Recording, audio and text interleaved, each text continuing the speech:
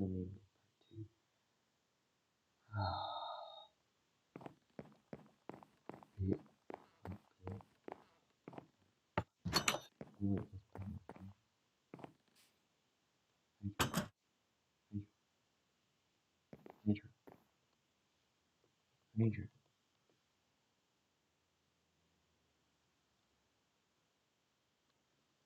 Hmm.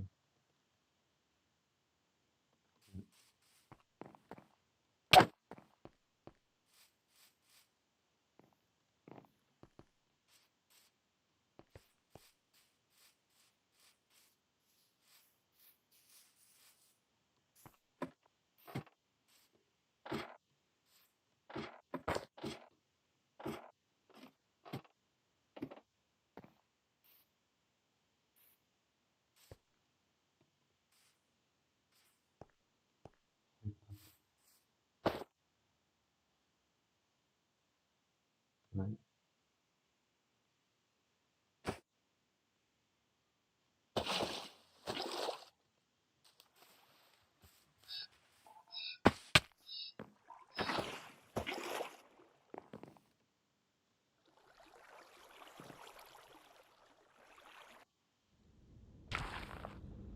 Oh. Yeah.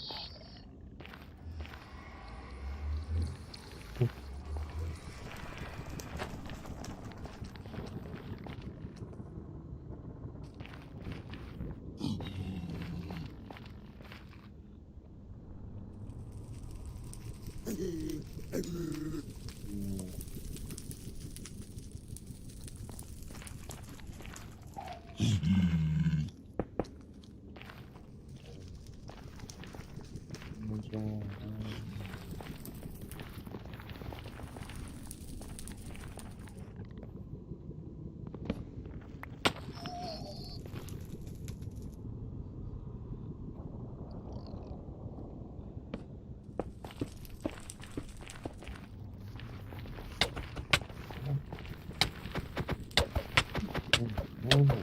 Oh. Shut out.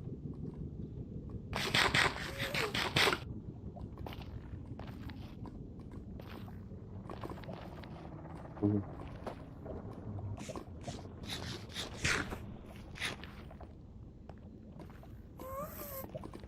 Ooh.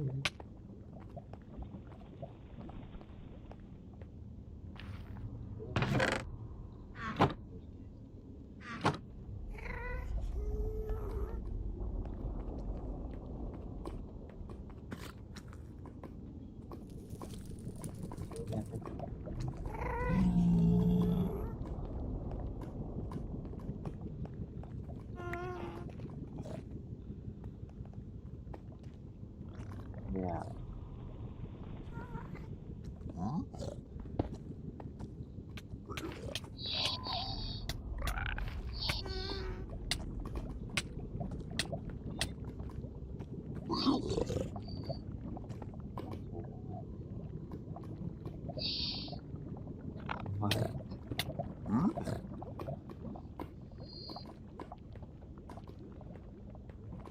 And who's two?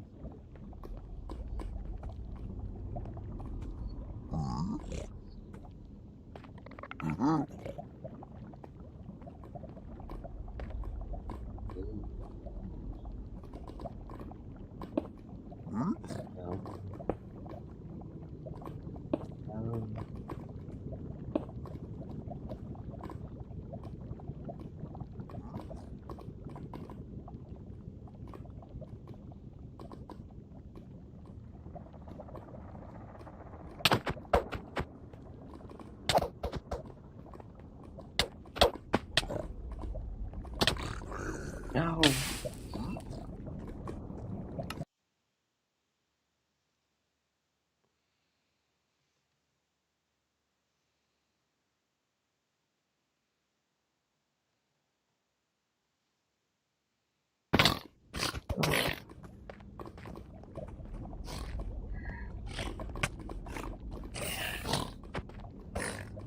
Oh.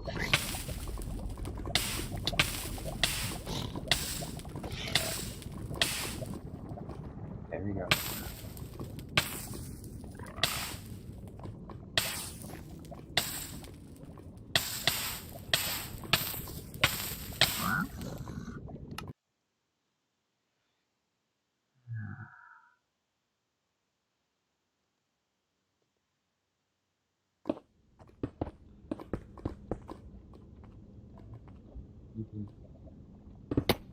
What?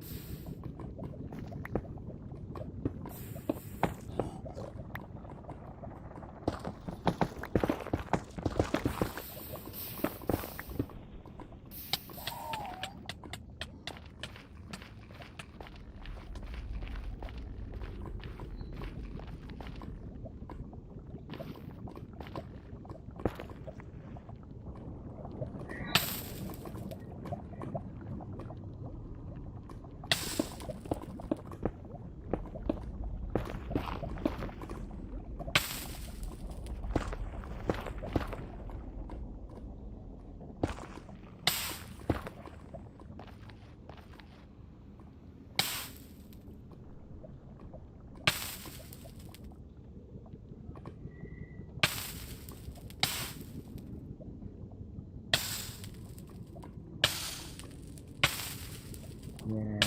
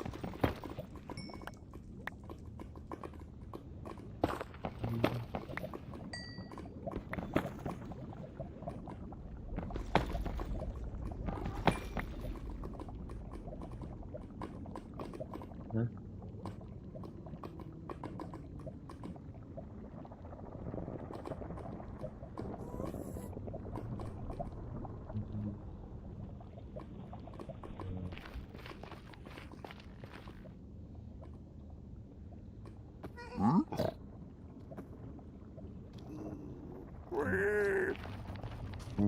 They're not go.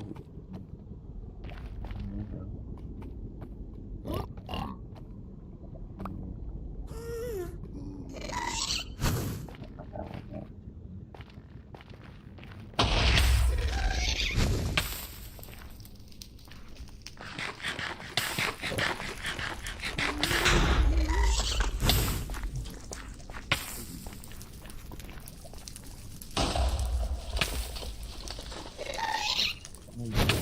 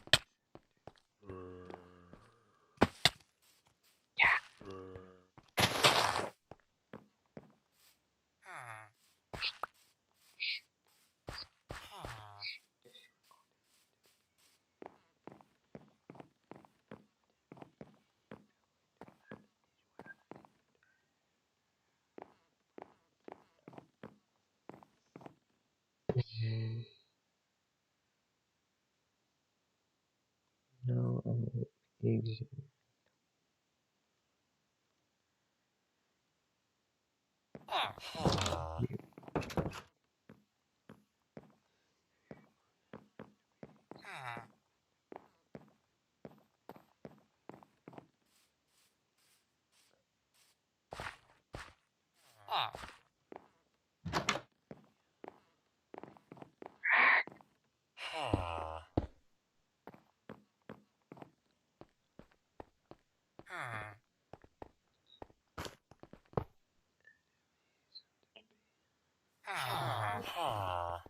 You bring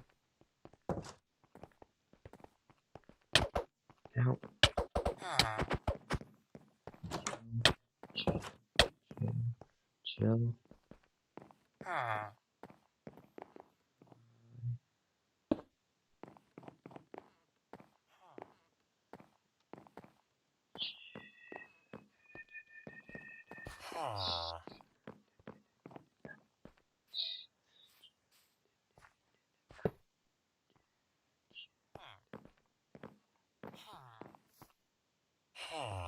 What? Hi. Eddie.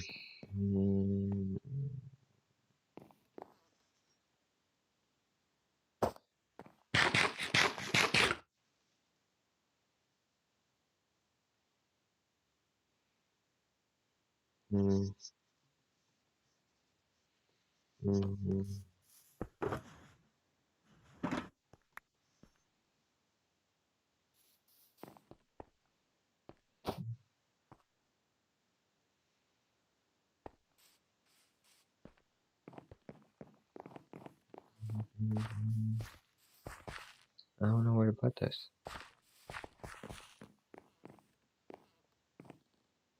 I'll save.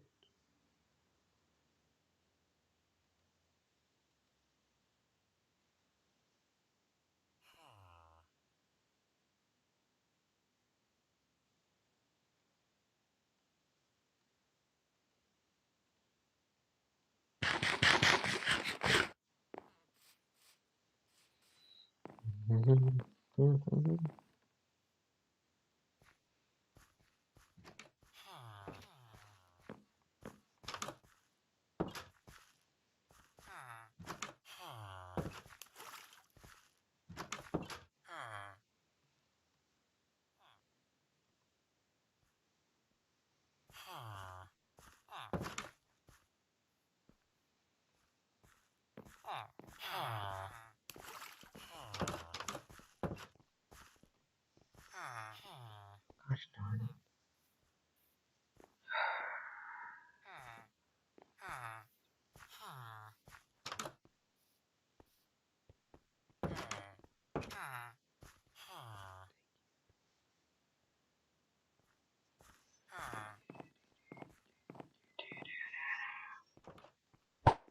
Oh.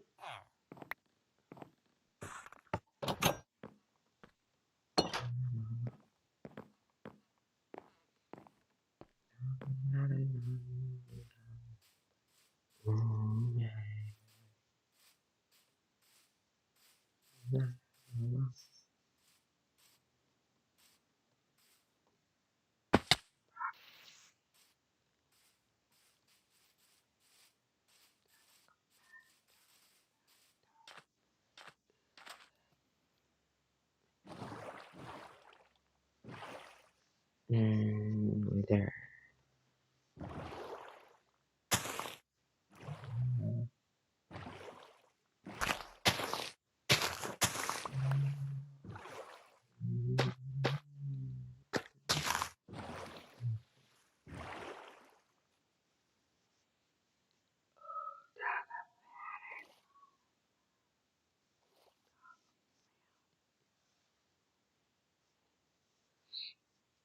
Okay.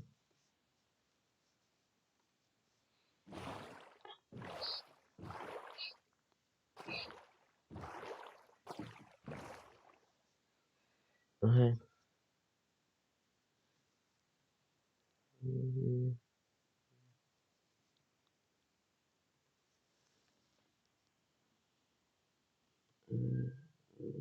Wait.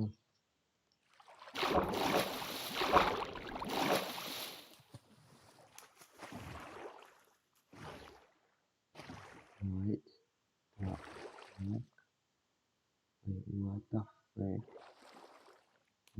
Wait. Who's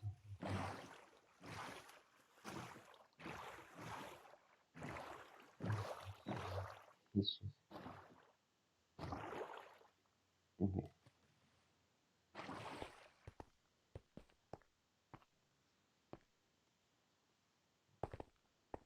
Man, actually, back up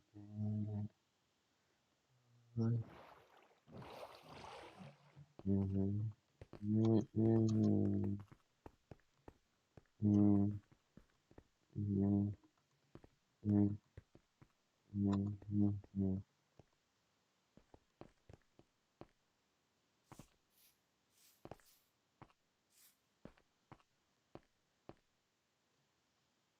yeah, but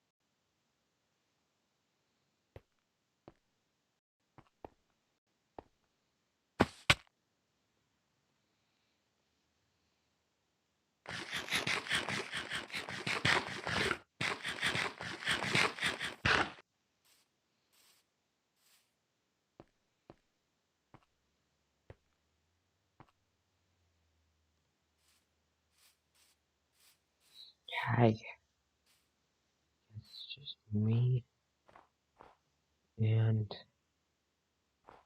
Hydro. Who's this? Um, okay.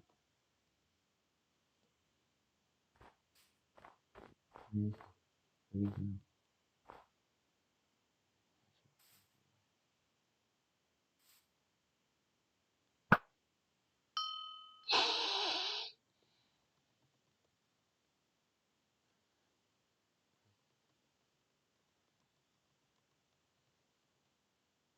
Mm, mm, mm, mm, oh my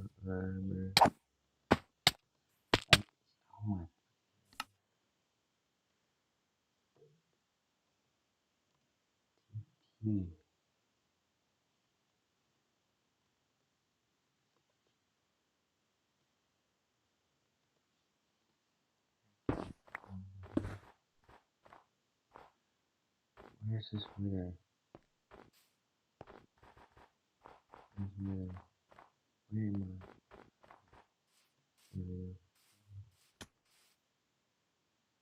Where am I? I'm in our own. You know? Sana! What Sana! um,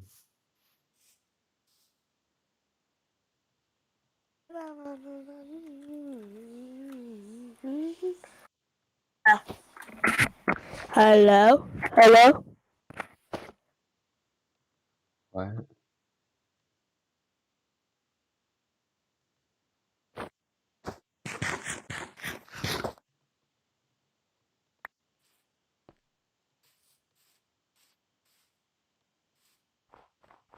Okay, where's this wither? Oh, there it is.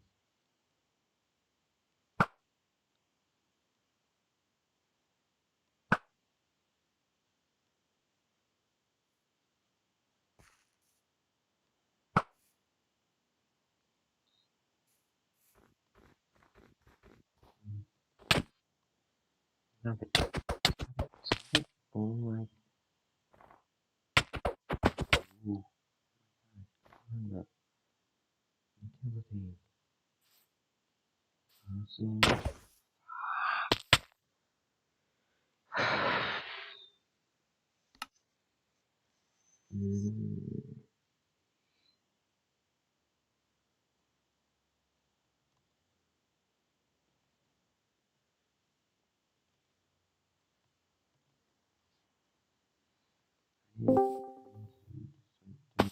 Small thing.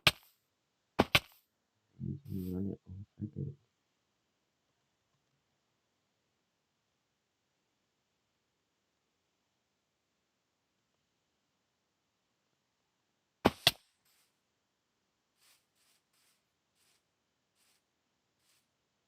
Please,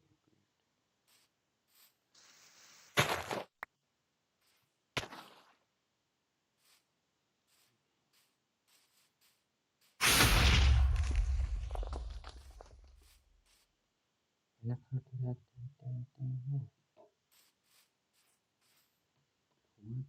What the? I gave you arrow.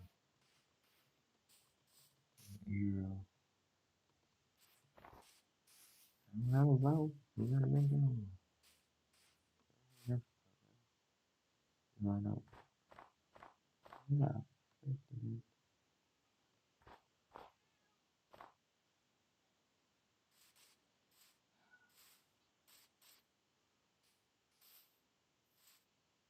Yeah. Uh,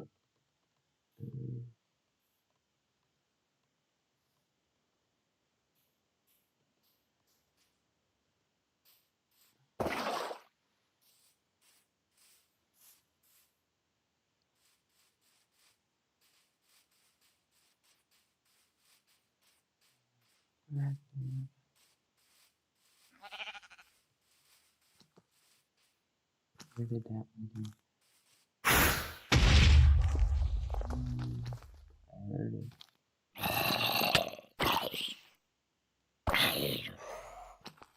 I heard it.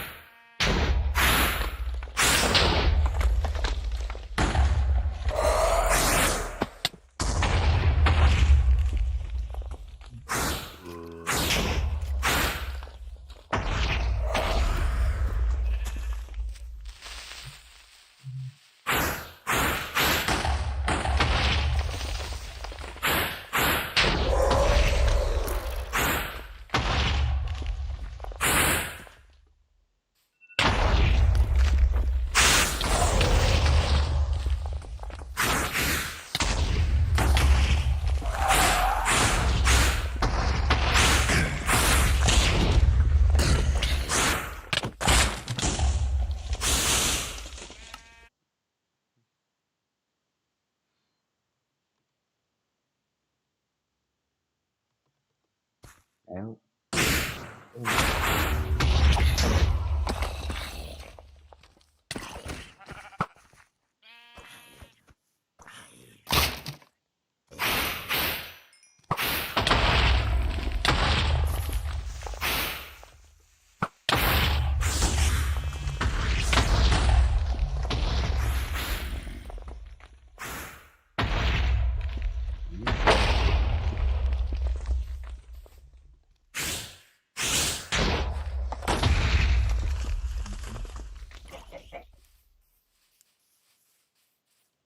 Yeah.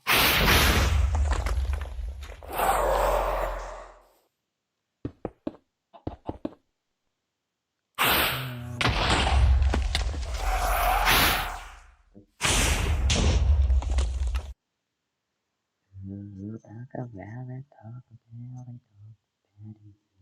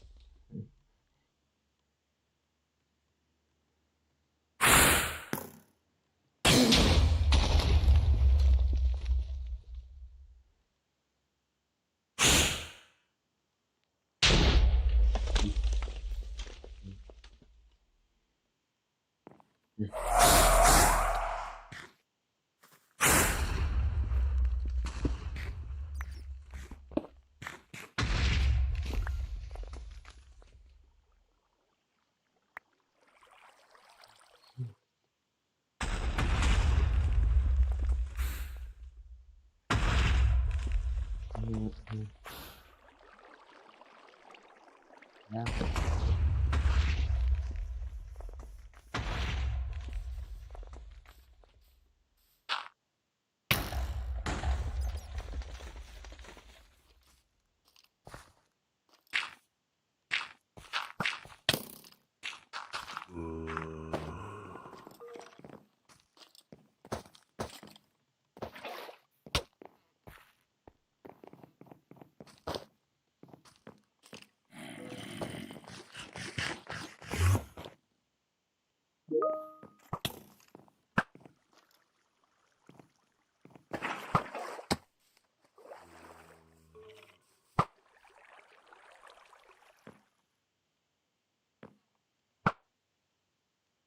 ồ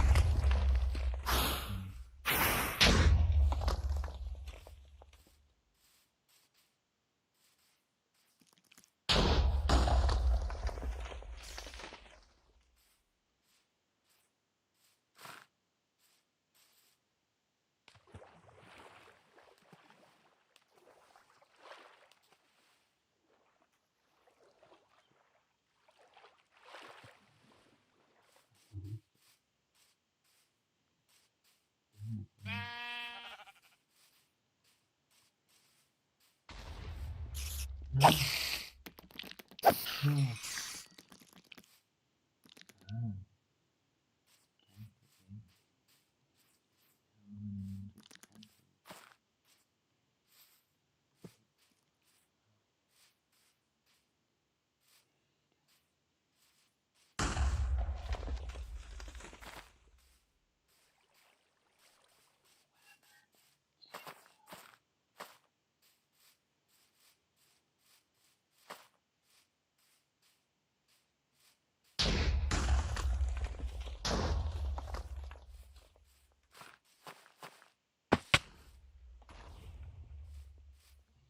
see.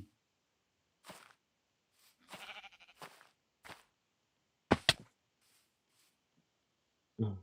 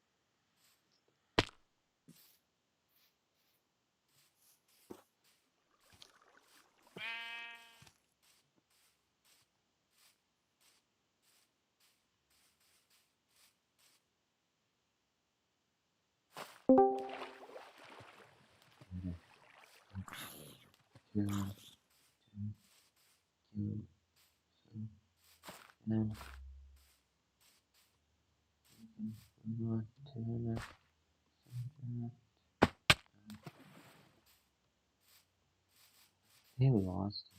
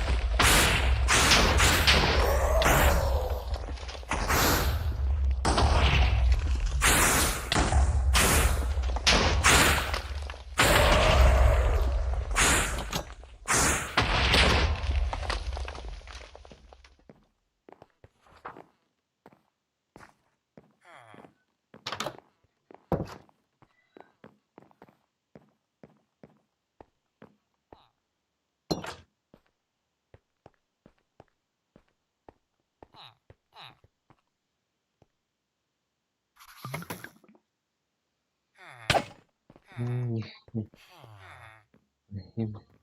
over me.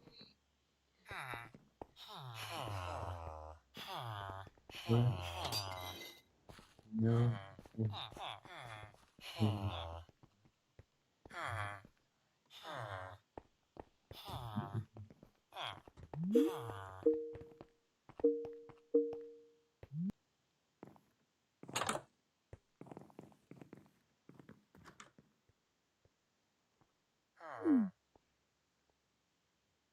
I don't see any cameras there.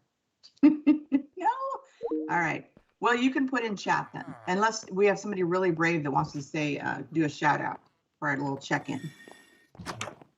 So over there in chat, practice your typing skills, warm up your fingers on the chat, and give us something in there. So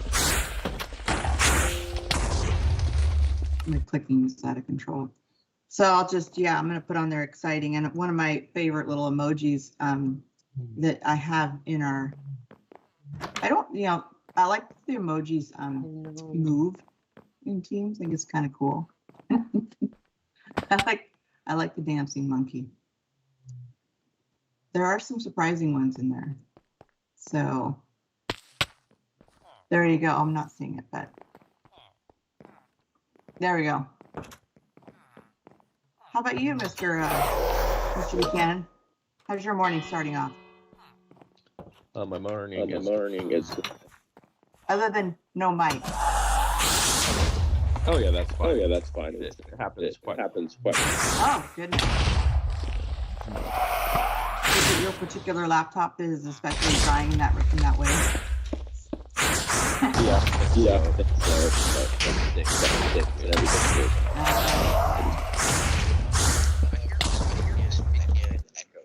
Oh. I hear myself actually. Well, he did just get his speakers working, so maybe they haven't gotten in sync or something. I don't know much about tech and speakers.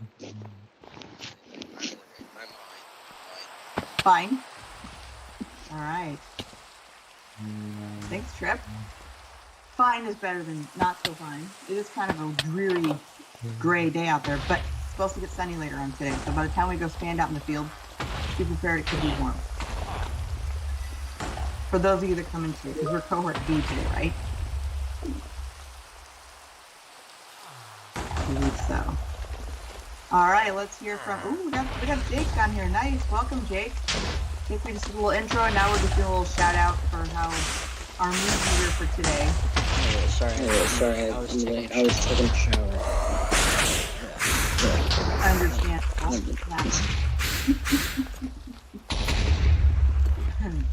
How are you doing this morning? How's your morning rolling along, Jake? I'm kind of tired. It's Friday. We're all ready for the weekend. Tired but fine. That's good. We got 2 fine. How about, let's see, Damien. Haven't heard from you yet, Damien. Okay. Good. All right. Cat. I took a cat yesterday in history class. How are you doing, Cat? Good. Good. Awesome.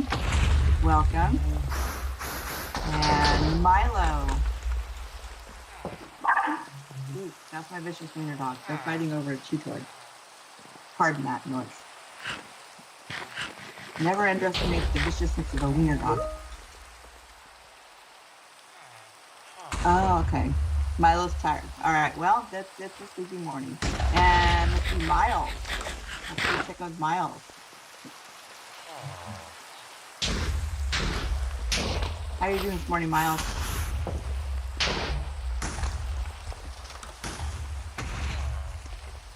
Good. Good. All right. So, now that we know how everybody's doing and nobody's doing, we don't have to stop class because there's an emergency. So everybody's doing pretty good, which is good. It's Friday. We're heading into the weekend. It's cooling up, but it's going to get better. Let's move on to our next order of business. Looks like checking our grades. So you guys must be pretty good old hands at this now, right? You guys do this which is the same thing in high school as did at Garfield. They came in and they had a little checkout sheet actually, and they would go into the stores and check their grade. So, are you guys pretty good at that? You know right where you're going? You guys do it pretty much every time you come in live? Standard. So, Mr. Buchanan, do they kind of go off and do that and then check back when they've done it? So the plan is. I think you might stop. Screen share. I can hear the echo. Oh, maybe that's it. Okay. Is that good? There we go. Okay, there we go. Yeah, so they're actually, so how many people are in here? So there's 6 of them. Okay, and then we'll typically break out into groups. I don't know what Mr. Howard had planned, but they'll break out into 2 groups of 3, and he'll allow them 5 minutes to check their source and check their Schoology, and then they need to come up with a plan of what they're going to do for the afternoon session. So today, I think it's reversed. You get most of the kids will come into live class, and then a few of them will stay and then work with me during, asynchronous because I'm online. Yep. And then, yeah, they just have to come up with a detailed plan of what they're going to do this afternoon. And then, what's that? Do they write that down, or how do they do their plan? Do they verbalize it? Verbalize it or write it in the chat to you, one of the two. Okay. And it has to be detailed. Like, it can't just be, hey, I'm working on math. It has to be the specific assignment and what the assignment's called. And then because they spend so much time in the afternoon working on it, they part ways after their session. So they can either go work on it for 15 minutes or get ready for their next class. Okay, that sounds pretty good. So thinking about groups, do you guys have standard groups you guys break out into? I can see you right off the bat, but I would think Jake and Cash would be good in the same group because they know, but they might have a different project they want to work on. Okay. Oh, not groups specifically. So this group thing is just like they go and like, just I take 3, I'll just like, I'll take 3 of the kids, and then so we break it down so it's not all 6, and then I'll keep 3 of them will stay in here with you. Perfect. And then they'll just come up with a plan and they'll tell you the plan, and then you can dismiss them after you feel like they have a plan that's, good for the afternoon. All right. Well, do you want to abscond with 3 of them? Yeah, why don't I just go? I'll go Jake, Damien, and Cash. All right. Yeah, so I'll just log off and call them in, and then I guess you can do what's up? Miles, Trip, and Miles. We have, yeah, 1, 2, 3. Oh, are we down? Yeah. Perfect. We're down 1. All right. Well, I will see you guys later, Jake, Damien, and Cash. Possibly. Yeah, there's afternoon. Okay. So, all right. So Trip and Miles and Milo, right? What are you guys thinking about? Have you checked? Well, I guess you'll go off and check your source, and then when you've done that, check back in here, and then we can go over your plan for today. Okay?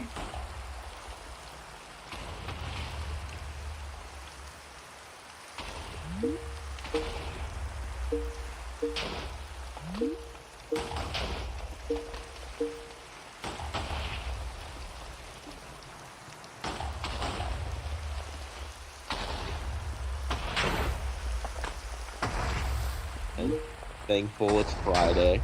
Damien, what's going on, man?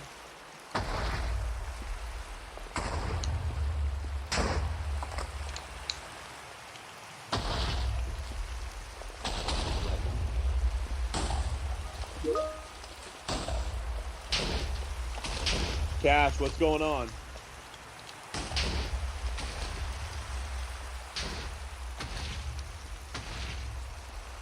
Okay. All right, you 3. So I'm going to give you guys 5 minutes. I want you guys to go into the source and create a plan for this afternoon. Okay.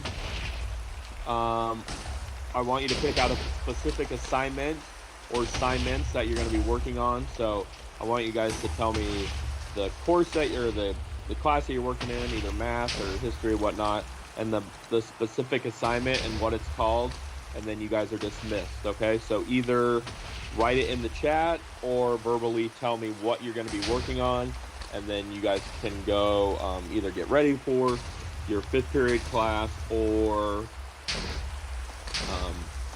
work on the assignment a little early if you would like.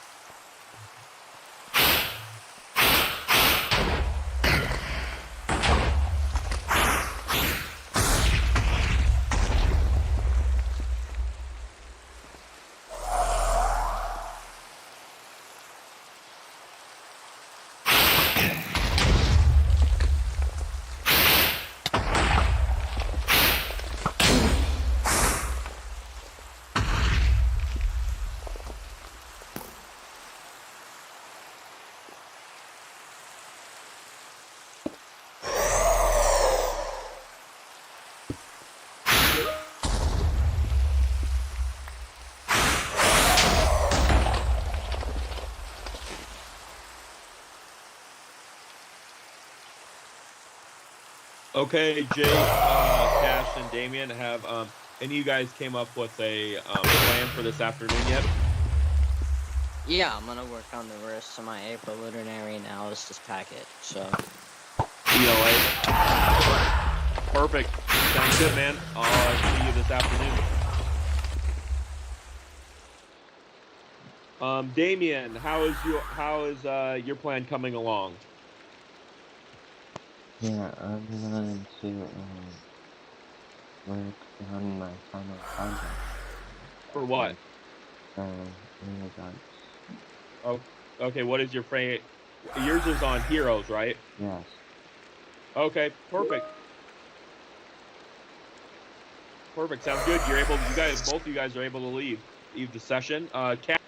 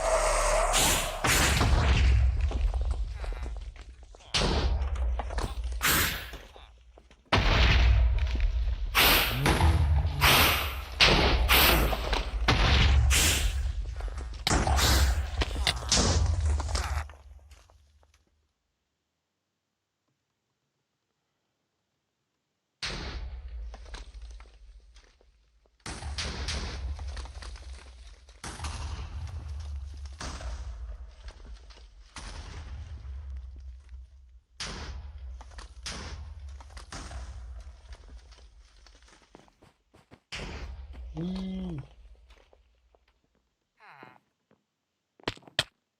I know.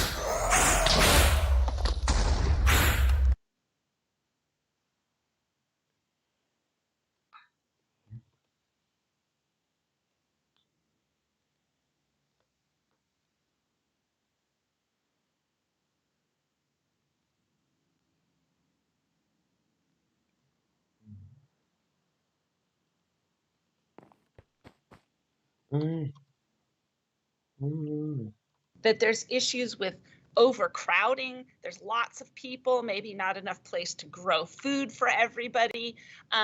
We've got lots of different issues. We're running out of resources. So those are all good reasons to move from Earth and sort of stretch ourselves out a little bit from our home planet. But Keziah mentioned something about the sun not always being here. Can someone else say something about the sun and it not always being here? What is Keziah talking about? Graham, what do you think? Because won't it eventually run out of helium and hydrogen and stop like blowing up or whatever, and then it'll burn out basically. Yeah, it will basically burn out. And you're right. We depend on the sun for light and for heat. And if we don't have the sun, life on Earth cannot continue because we depend on that for energy. So here's the weird thing about the sun. As it runs out of fuel, something happens to its size. It seems a little backwards. Does anybody know what happens as it runs out of fuel? Does it get smaller or does it get larger? What happens to the sun? Tova? It does get bigger. And it gets bigger because there's less matter. So it has less gravity to pull itself together. So as it runs out of fuel, it's actually getting bigger and bigger and bigger. Even right now, scientists can measure the decline in the temperature of the sun as it runs out of fuel. And they can measure that the size is actually increasing, which doesn't help the temperature and climate change on the Earth either, by the way. So as the sun increases its diameter, well, look at this picture. As it gets bigger, what's going to happen to Mercury as the sun gets bigger? It'll get fried. It's going to get fried. And after Mercury gets fried, Venus is going to get fried. And oh no, there's Earth. Earth is going to get fried. Then the moon's going to get... We're not going to be here forever. Or I should say, the Earth is not going to be here forever. Now, the good news is we've got 5 billion years to figure this out. But if you think about it, the Earth has only been here for 5 billion years. So the Earth itself is halfway through its life cycle, right? We're halfway through the Earth. We're middle-aged, okay? Like Miss Moscow, I'm halfway through my life cycle. We've made it halfway. And when scientists think about the life cycle of the sun and how it's on its way out, and so will the Earth too, someday it will also be on its way out. It will be gone. But scientists don't think there's any reason why human evolution needs to stop. There's no reason why our species should go extinct if we continue to, invent new things and invent new technologies. There's no reason why we can't continue to move outwards from our home planet and find other places to live, right? So Keziah mentioned we need to practice our moving through space. And that idea of maybe living on the moon as a colony or living on Mars as a future colony is a step in the right direction. They're little tiny baby steps, but we've got 5 billion years to figure it out. Okay, so once we figure out maybe how to live on Mars, let's say, maybe then we can figure out how to move to some of these other places. Maybe there's other moons. There's lots of moons in our solar system, lots and lots of them that could be habitable. Maybe even living on asteroids. Or maybe if we really get good at space travel, we can move outside of our solar system and find another solar system similar with other planets that we could inhabit. That is the goal. The goal is to not let humans become extinct, because we know what's going to happen in the future in terms of the sun. So we know that if humans are to continue, the species is to continue, then we need to push outwards off of our home planet. So this picture that you're looking at of our solar system says at the very bottom right that planet sizes are to scale. So you can see how the Earth is kind of like Venus in terms of its size. They're about the same size, and Mars is just a touch smaller. And look at the puny little moon. It's just a little dot on the page there. But oh my gosh, look at Jupiter compared to the size of the Earth. Jupiter is huge compared to the Earth. It'd be awesome if we could live on Jupiter. Does anybody know why we can't live on the planet Jupiter? Graham? It's a gas planet. Yeah, it's just clouds, right? So when you see Jupiter, it looks like someplace you could land and walk around on, but well, except for the very center, right, is solid. It's got a solid center, but it's teeny tiny. It's just a bunch of clouds.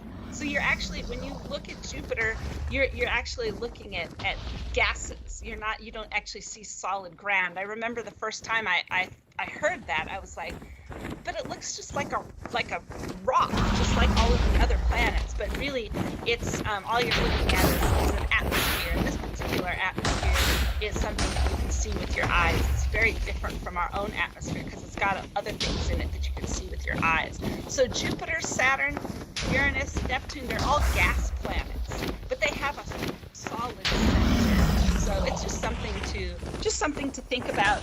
It kind of limits our options in terms of where to live, although I've heard some scientists suggest we could live on Jupiter, but live in cloud cities, which I thought was really interesting. I've read a couple of science fiction books that talk a lot about cloud cities. Yeah, Graham? Well, didn't someone try to land on Jupiter and then like die from the density of the cloud in the middle? No. No, we've never sent any people there. We have sent some spacecraft have gone there and actually flown through the atmosphere and to the center. So that has happened. And so maybe you're thinking about that. I'm not sure what happened to the spacecraft that went through, but you're right. There's so much gravity there that the pressure probably crushed whatever was there, but nothing. We've never sent any living things there, but we have sent spacecraft there, unmanned spacecraft to check it out and get get information about what's in the clouds and what's the deal with that big red eye, that storm that's going on there, things like that. So just kind of a reminder that things here are not to scale. Now, I think some of you have seen this video before, but it's definitely worth watching again. I'm going to put the link in the chat just in case you can't see this. But this is just a reminder of how big our solar system is. And there's a lot of stuff in it we could explore in terms of where our next colony could be. So let's watch this video. If you look up an image of the Earth and Moon, you're going to get a picture where they're quite close together, something like that. But in reality, the Earth and Moon are about that far apart. That is the Earth and the Moon to scale. Taking the same concept, but for the solar system, every single picture of the solar system that we ever encounter is not to scale. If you put the orbits to scale on a piece of paper, the planets become microscopic and you won't be able to see them. There's literally not an image that adequately shows you what it actually looks like from out there. The only way to see a scale model of the solar system is to build one.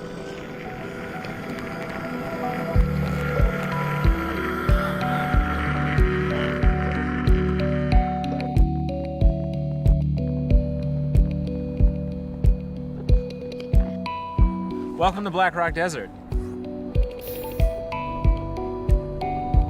This is Alex. I'm Wiley. He's going to be behind the camera. I'm going to be probably making a lot of mistakes on camera.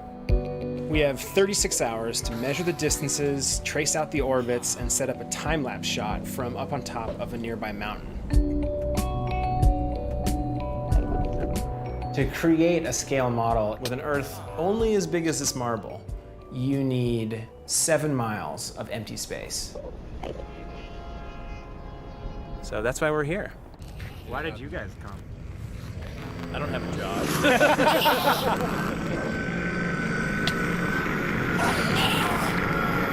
At this scale, the sun is a meter, so about that big around. So we are driving right now to Mercury, and we've arrived.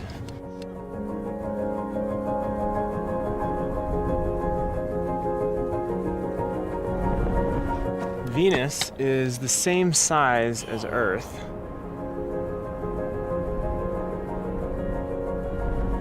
I have the world in my pocket somewhere. And Earth.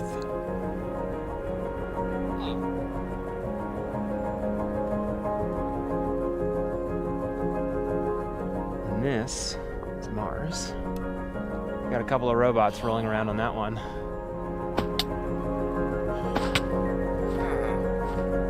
Once the time-lapse is ready, we'll drive each orbit with a light.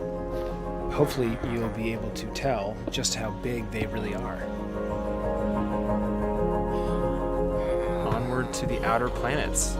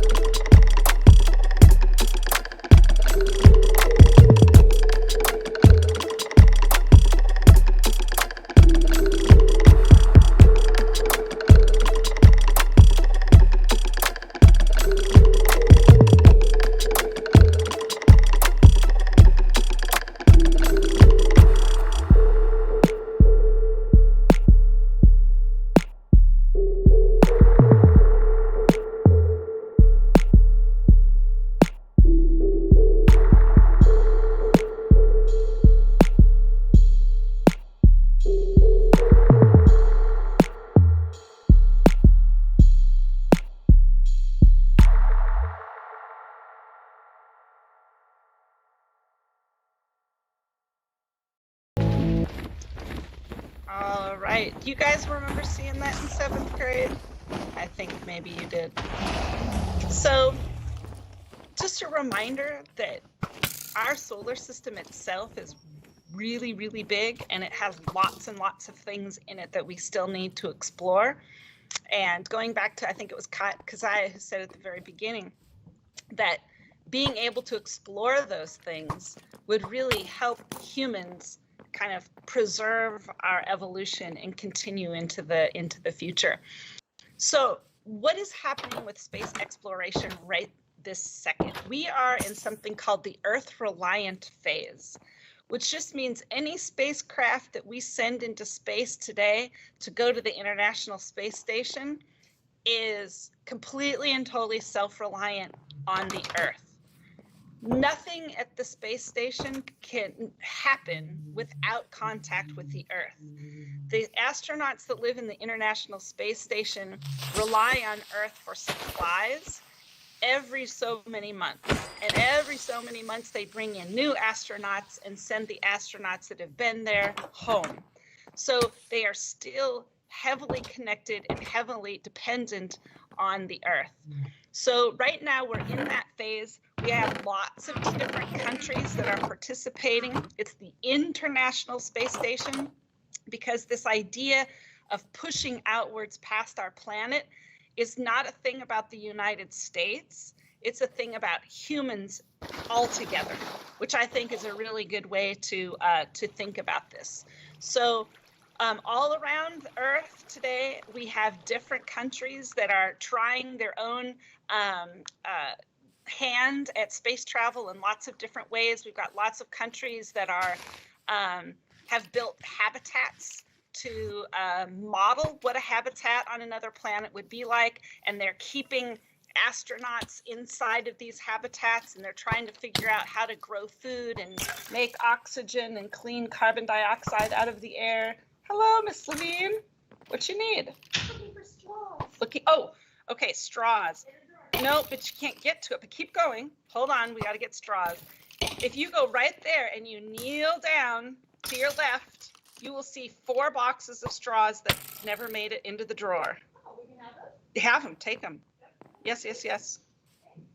My new storage place is underneath tables and on the floor. In any case, we are building these habitats, and we're training astronauts here on Earth how to maintain those habitats. So if and when they were to go to another planet or some other celestial body in the future, they would know what kinds of situations that they would have to deal with. So we're in the Earth reliant phase. We're doing that right now. If you look to the left on the screen, you can see the second one down. The second step is the proving ground phase. They would like to have the first cargo landing on Mars, or whatever our new home is going to be, by 2022. That's next year. I don't think that's going to happen, but that is the latest information. So I puttered around on the internet and looked at NASA, and I looked at Boeing and Jet Propulsion Laboratories, and they all say by the year 2022, we are going to have our first cargo dropped on Mars. So remember, way back in the fall or winter of this year, we were talking about those mining pods. They are going to literally start dropping those pods on Mars soon. So they're going to figure out what cargo's going, how to protect that cargo, and they're going to drop that cargo onto the surface of Mars very shortly. I'm not going to say it's going to be in 2022. I'm going to say 5 years. We're going to give them 5 more years, and then they're going to start dropping cargo. That cargo is going to sit there until people arrive and start using it and putting together their habitats and growing food and moving water around so everybody can take a hot shower, all of those things. The Earth independent phase, they say 2026. I don't think so, but I'm gonna give them a little extra time. I'm gonna say in the next 30 years or so, they will have people living on Mars completely and totally independent of Earth. Meaning if there's a medical emergency, they'll be able to handle it. If they're going to be able to grow their own food, handle their own waste, maintain their own oxygen and carbon dioxide levels, that will be completely and totally under control in the next 30 years. So in our lifetime, we are very likely to see colonists on Mars. It's happening. We're making steps in that direction. And I think that's pretty exciting to think about, because if that's actually going to happen in the next 30 years or so, that means some of you are very likely to be involved in this in some way. Maybe you're not going to be a colonist, but maybe you're going to be somebody who works on designing a certain something that the colonists are going to use. Okay, so I think this is a really big deal, and I think it's going a lot faster than it was even 5 years ago, because we've got private companies involved. We've got, the Elon Musk and the Jeff Bezoses involved, and now it's sort of not just reliant on the government, because NASA, there's really tight control on how they use the money. But Elon Musk, he's got $1 billion. He doesn't know what to do with it, so he builds rockets with it and sends people to space. And he's dedicated to making this happen, that he doesn't have to wait around for the government and check this box and do that. He takes care of it himself. And that's happening around the world. There are other people who are like Jeff Bezos and Elon Musk, and they're putting their money into making this idea of space travel a reality. And it's moving way, way faster now that it's out of everyone's government, because government kind of slows things down. Changes are and how money is spent is really, really slow. So you've heard about probably Blue Origin and SpaceX and Boeing, Jet Propulsion Laboratories. They're all working together to try to get a colony on another planet started as soon as possible. So our mini project, I know some of you missed this at the beginning of class, is going to try to I'm asking you guys to think out of the box a little bit. So everybody talks about Mars as our next place to colonize, but that hasn't been settled yet. There's some arguments about the moon being a better location. There's even some arguments about Venus being a better location. There are some people that think we should go to asteroids first, because asteroids have lots of resources. We could kind of, land on asteroids and use it for a couple of different reasons. We could mine it for resources and send those things back to Earth, but we could also practice living as a small colony on an asteroid before we start going to other larger celestial bodies. So, and there's other moons that we could choose from. Right? Saturn has lots of moons that are options. Jupiter has moons that are options that actually could very likely support human life. So just because you hear about Mars in the news a lot doesn't mean that that is the best place to go. And it also doesn't mean it's the only place that we're going to go.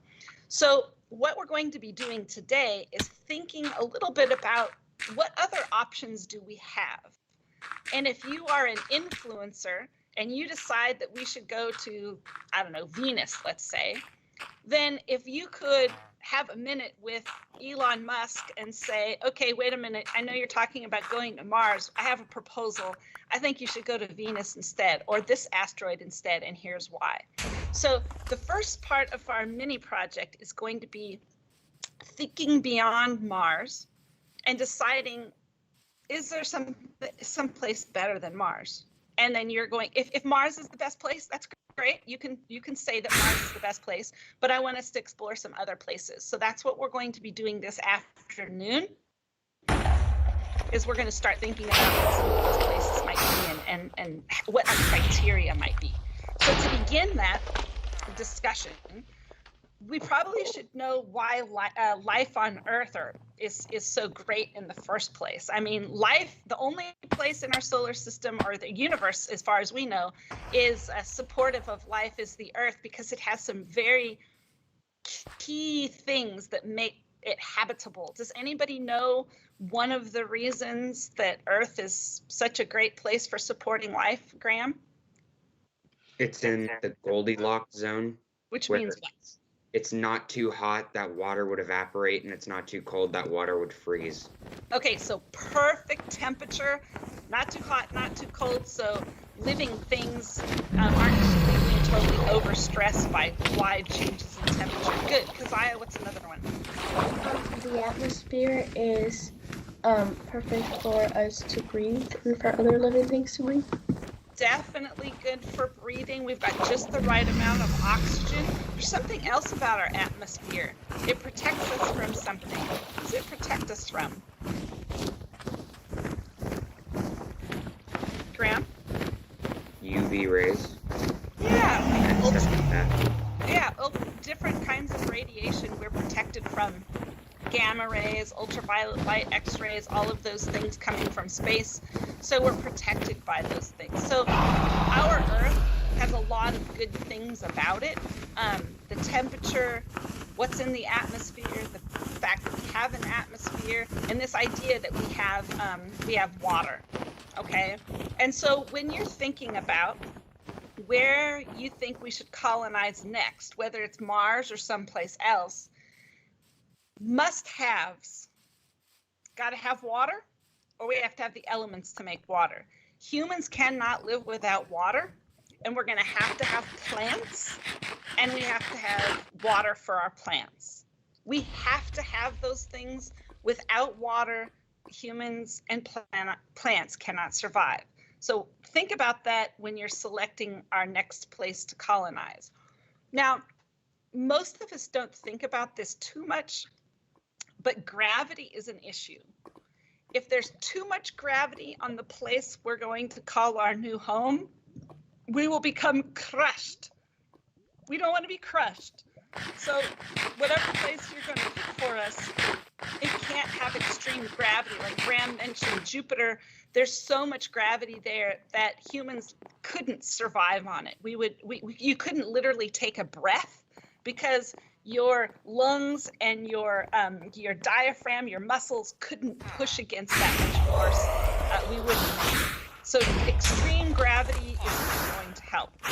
If it's a little less gravity than Earth, that's not a big giant deal. It might be a bit of a hassle and a little bit of getting used to, but we can always actually put weights on ourselves that would help us stay stuck to the ground, so we wouldn't constantly be like bouncing around all over the place. Although that would be kind of fun. You could jump really high. Everybody could dunk, right? It'd be kind of fun that way. But it also can be a real hassle if you're trying to work on something and you're like floating away because you pushed a little too hard or something like that. So, but we can deal with that. But extreme gravity, we can't make gravity go away, but we can weigh ourselves down if we have to. Other things to consider, we already talked about the radiation, so we need to have an atmosphere that protects us from that.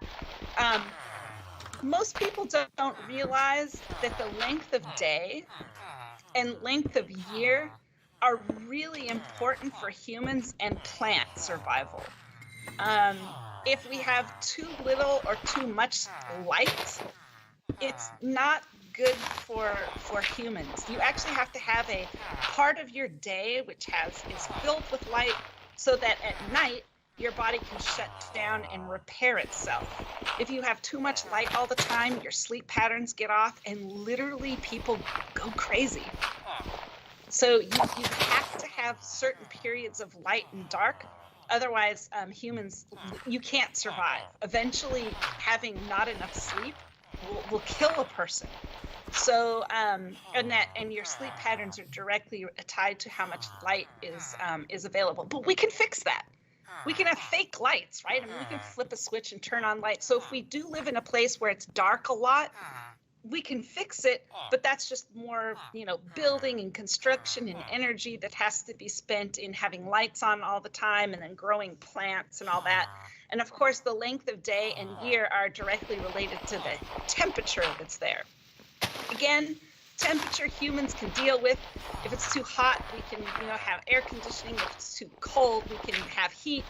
But again, that's extra costs, extra supplies, extra energy that has to be expended to keep ourselves in our Goldilocks zone, because humans and plants and animals, we just can't survive big, huge swings in temperature without some kind of artificial help. Otherwise, we can't survive. Got to have oxygen. So wherever we decide to colonize, we got to make sure that oxygen is available to us, whether we make it or not, which we can't make oxygen, but we can get it from other things. That's something to consider. And how far away is this place that you're going to send us to colonize? Does it take us 50 years to get there? That might be a little too long. Is it 5 years to get there, traveling in a spacecraft? Maybe that's okay. What about, a year? That might even be better. So thinking about travel time and how much distance we have to cover in order to get to our new home would be something that we would consider. Graham already mentioned the Goldilocks zone. Remember, we'll try to keep that temperature as Earth-like as possible if we can. So what's our job? So we're not going to meet again until this afternoon. But what do you have to do in the meantime? Nothing, except for think. What options do we have for colonizing in our solar system? What do you think would be best?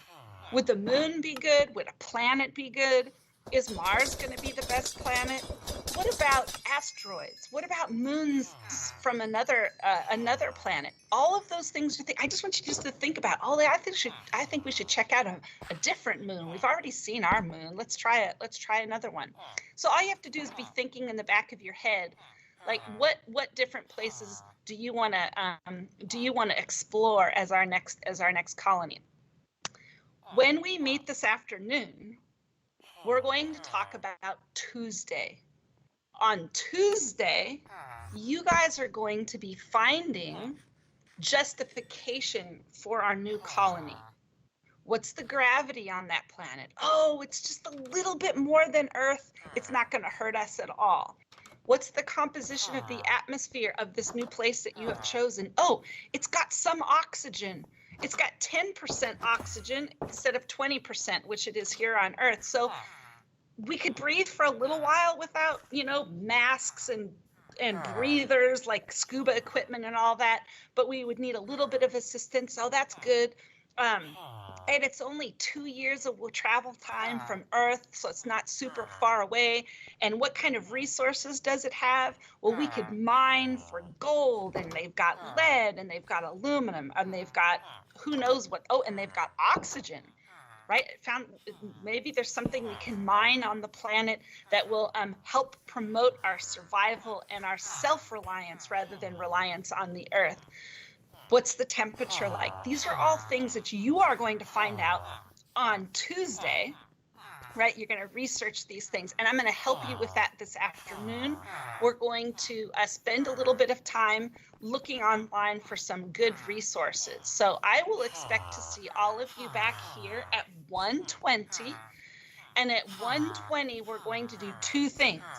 We're going to do a Schoology discussion post. And when we're done with the discussion post, we are going to talk about what is happening in class on Tuesday. Because Tuesday is going to be a little bit different than how we've run class for the last few weeks. So I need everybody here at 1:20 so you understand what is happening on Tuesday. Does anyone have any questions before you run off to sixth period? No. All right. I will see everyone here this afternoon at 1:20. Bye, everybody. We're almost there, almost done. Go, go, go. Go to sixth period. Bye. Thank you. Thanks. Bye, thank you. Bye. See you guys a little bit later.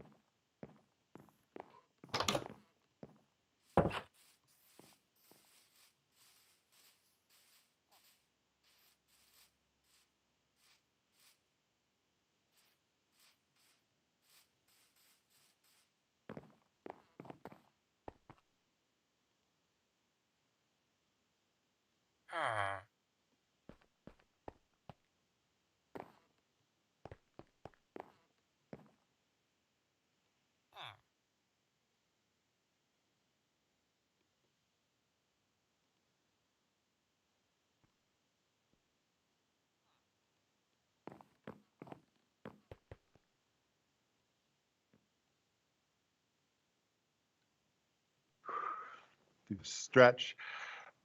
Good afternoon, sixth period. It is Friday. It is the day that if you are a crinkle cut, a waffle, a curly, or a regular fry person, you are like, yeah, woo woo, because it's Friday. All right, we're going to get started in here just in a second. You might notice a new face with us. That's Hi, Miss Fisher. She's here for Mr. Haug today. filling in. Glad to be here. Welcome. All right. And so we're going to get started in a second. To start class off, what I would like to know from you guys on a scale of 1 to 12 is how slothed are you feeling today? Which sloth are you feeling today and why? I want to know which sloth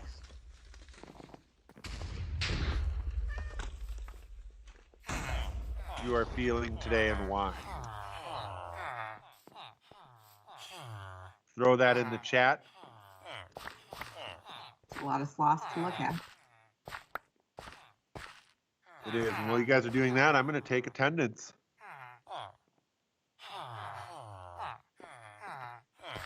I didn't realize sloths could have such messy hairdos. All right, we've got Mila, 10, because I had a movie marathon with my friends last night. I can imagine that went late. Nice job. Was it a Marvel movie marathon? 3 because I'm tired. 9 because it's Friday. Yes, Mr. Wires. I figured as such. Uh-oh, 9 because I'm hungry. You need to get some breakfast, Elise. Oh, and 8 because I'm going on vacation. Sweet. Uh-oh, does that mean we won't see you next week?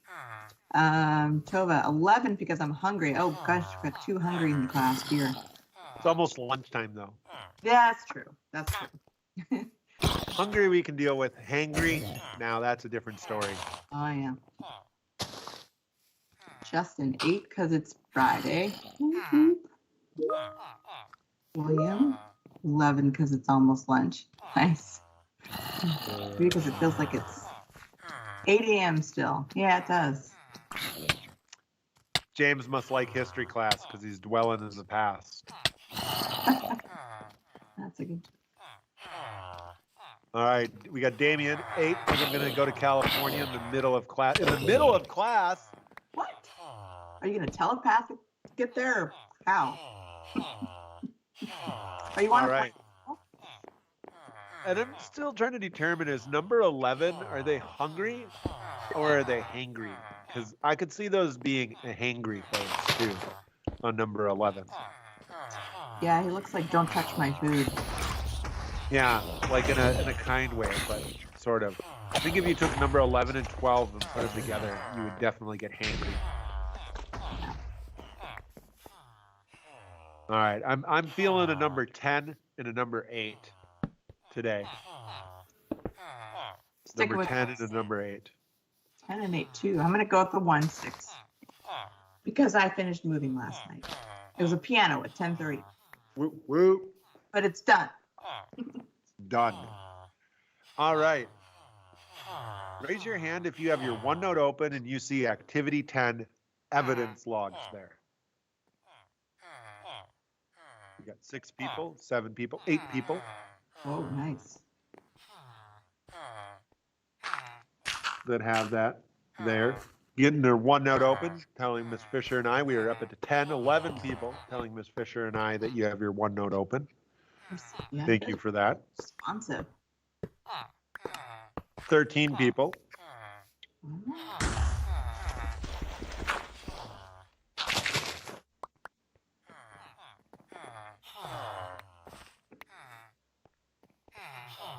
$16 people. There's 20 in here, right? 25. 25. Okay. We're at 19 now. We're just waiting on some more.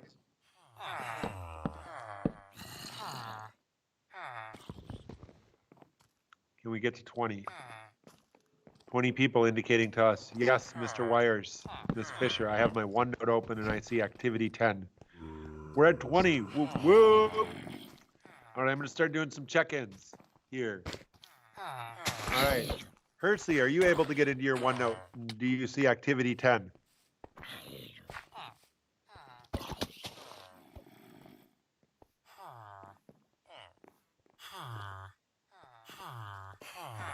All right, Hersey, we're going to check back in with you. Oh, I see your hand went up. Perfect. Yolana, are you able to get into your OneNote and see activity 10?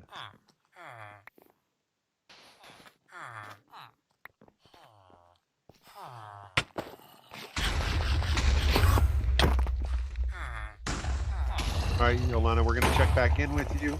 Lucas H., are you able to get into your OneNote and see activity 10? Lucas said he would be away from his keyboard for a little bit.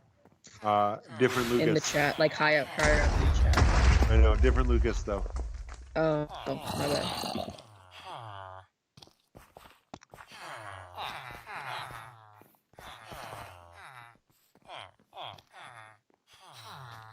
All right, Lucas H., we're going to check back in with you.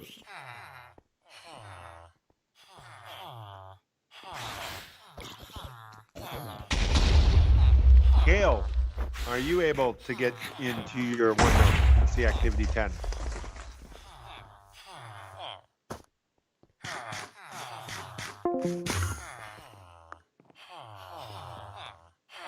Right. Yeah, sorry, it wouldn't unmute for a second. Okay, great. Thanks. And Mila? Yeah, I got mine open. All right, great. Thanks. And Yolana, we're doubling back to check with you. Is your OneNote open?